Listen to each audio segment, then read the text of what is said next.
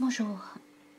Un évêque au Québec a justifié l'interdiction de la messe aux non-vaccinés. C'est au Québec, bien sûr. Cette église du Québec n'est pas celle de Jésus-Christ. Un évêque, aux ordres du Crédit social, détourne sa vocation universelle, prend en otage la Sainte Hostie, qui est pour tous. Cet évêque tiède se fait le complice, pire que les prêtres jureurs de la Révolution, du viol, du contrat social, du coup d'État des puissances financières.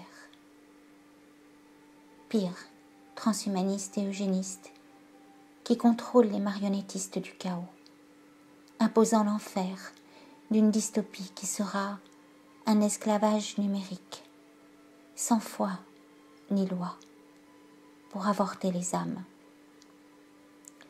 Le Covid est là pour masquer l'inhumanité, celle des famines provoquées par les satans trismégistes. Certains évêques dénoncent ce virus-là. Monseigneur Schneider, Monseigneur Muller, Monseigneur Hayet et tant de prêtres courageux. Mais pas tous. Certains, beaucoup dénoncent la violence sociale, les suicides, l'exclusion, les suspensions de salaire. D'autres encore dénoncent, oui, l'IMG autorisé jusqu'à terme pour détresse psychosociale, comme Monseigneur Mal. Ils dénoncent cela, les manipulations génétiques, les chimères hommes animales, les recherches folles développant un utérus artificiel, géré par une intelligence artificielle, mais pas tous. Pourtant, il suffit d'un seul, pour que l'Église reste la maison de la vie et de l'humanité, le berceau de l'innocence, où veille Marie. La vérité foudroie comme l'éclair, scribe et pharisien moderne.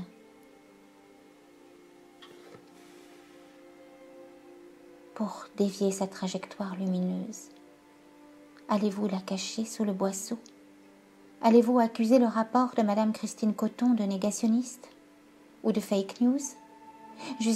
Justifierez-vous la passe de la soumission et de l'apartheid par l'amour? Un amour qui est un compromis avec le mensonge planétaire orchestré par M. Burla, le PDG de Pfizer. Jésus ne triait pas. Il est venu pour ceux qui sont à la périphérie, comme l'a affirmé le Saint-Père au début de son pontificat. La vraie violence est celle, travestie de la légalité et du pouvoir scientifique, celle de Martin Hirsch, directeur des hôpitaux de Paris, envisageant dans le journal Le Monde de ne pas soigner les non-injectés, celle de ce chef de clinique de Palerme revendiquant des camps de concentration, c'est le terme exact qu'il emploie pour les parquer. Or, les covidiens ne sont qu'une micro-goutte dans le système hospitalier, ruiné par la technocratie, 0,2%. Les non-injectés supportent ce système par leur cotisation, n'en déplaise aux Mengele de la République violant le serment d'Hippocrate et la science véritable. Oui, il y a un mutisme gras et pesant qui est une collaboration avec le mal, celui du voyeur dans un viol collectif, le viol du peuple, de sa conscience, de sa chair, de ses enfants, avec une injection forcée. Il y a ces médias qui se disent catholiques et qui ne le sont pas car ils bâillonnent la parole. Le crime des sans-voix est devenu tabou. Est-ce eux, les scribes de l'asepsie? Est-ce eux, la synagogue de Satan dont il est question dans le livre de l'Apocalypse? S'ils se taisent, les pierres crieront, les pierres deviendront sang. L'Éternel des armées de l'amour vomit les tièdes. Demeurons au pied de la croix avec Marie, plutôt qu'à se laver les mains du sang des invisibles, au gel hydroalcoolique avec Pilate. Ce christianisme compromis, libéral et tiède, sera foulé aux pieds. Mais le cœur, CHOUR, et le cœur de l'Église se relèvera, des cendres et des ruines. Il bat toujours et pour l'éternité, immaculé. Il bat dans la parole de toutes les encycliques qui dénoncèrent les totalitarismes staliniens, nazis, transhumanistes, eugénistes. Il bat.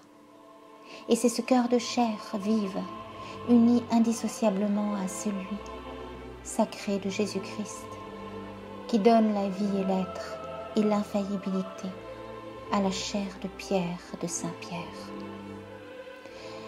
Ce monde passera, la parole de Dieu ne passera jamais. Elle s'est faite chair dans l'utérus d'une femme, Marie. Ce n'est pas au gel hydroalcoolique que Dieu nous a aimés, mais de toute son étreinte, avec elle, avec Marie, et pour l'éternité.